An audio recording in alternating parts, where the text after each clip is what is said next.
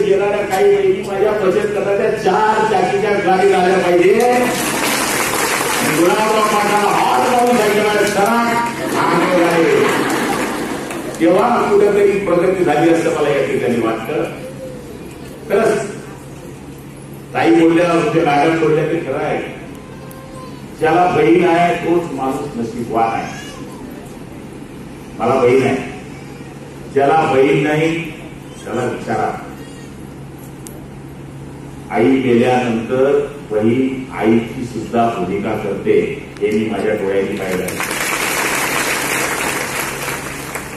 भाऊ कितीही वाईट असला तर नवऱ्याच्या खिशातले पैसे चोरते, माहेरी जाते, त्याच पैशातून साडी घेते, माझ्या सासऱ्याकडे आल्यानंतर सांगते माझ्या भावानं साडी घेतली.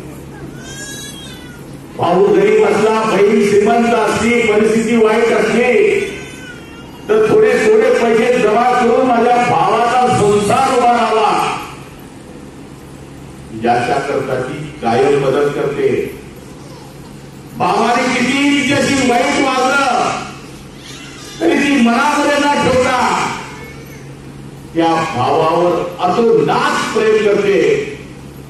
आणि नुसता भाऊ आला एवढं तरी माहीत पडलं, हातचं काम सोडून दरवाजावर जाते की माझा भाऊ आलाय. मला तरी असं वाटतं की ज्याला बहिणी आहेत तो माणूस 100% नशिबवान आहे.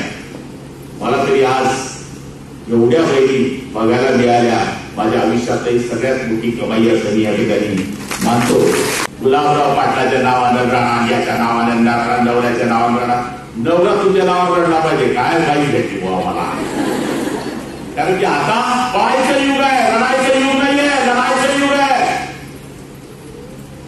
तू तीच महिला आहे की तिने छत्रपतीला जन्म दिलाय, तू तीच महिला आहे तिने महात्मा फुलेला जन्म दिलाय, तू तीच महिला आहे तिने संभाजी राजाला जन्म दिलाय.